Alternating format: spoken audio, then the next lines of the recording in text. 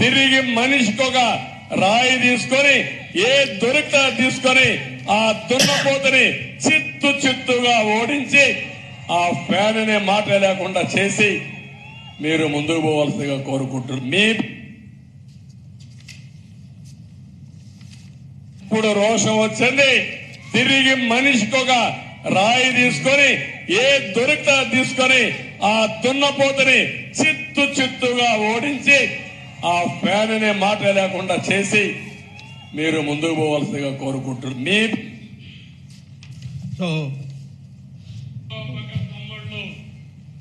మీ ఉత్సాహం చూశాం. మీరు కన్నెర్ర చేస్తే జగన్మోహన్ రెడ్డి మసైపోతాడు. అంత ఆవేశం ఉంది మీలో ఆవేశం ఉంది.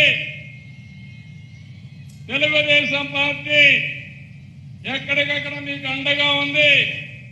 పక్క తమ్ముళ్ళు ఈ ధోరణి ఆయన ఒక భరోసా ఇస్తున్నాడు.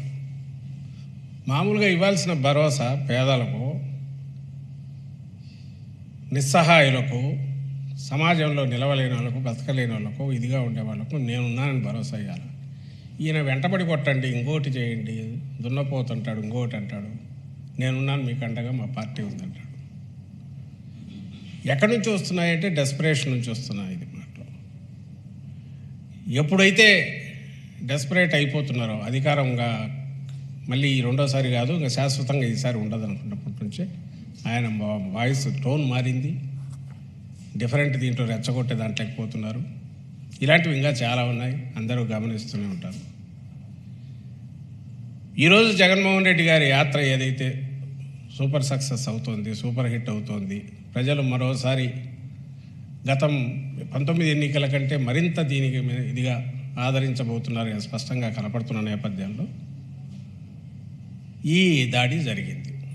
ఈ దాడి జరగడం కూడా ప్రమాదకరమైన దీనికి దారితీసే రకంగా జరగడం వల్ల ఇది ఎవరై ఉంటారు అని అనుకున్నప్పుడు, ఎవరైతే దీనివల్ల ఈయన యాత్ర వల్ల నష్టపోతున్నారో వాళ్ళ మనుషులై ఉంటారు, లేదా ఆ స్కూల్ ఆఫ్ థాట్, ఆ సిద్ధాంతాన్ని నమ్ముకున్న వాళ్ళై ఉంటారు అన్నది ఖచ్చితంగా అనిపిస్తుంది. దానికి తోడు భుజాలు తడుకోవడం వల్ల మొదలుపెట్టి డ్రామాలు ఆడడం దగ్గర నుంచి, లేదా భద్రతా వైఫల్యం ఇంకోటేదో క్రియేట్ చేసి మాట్లాడడం, ఇవన్నీ చూశాక ఆ మీడియా కానీ వాళ్ళు కానీ ఈరోజు ఆ సోషల్ మీడియాలో వస్తుంది చూశాక వీళ్ళే ఉంటారనేది ఖచ్చితంగా అనిపిస్తుంది.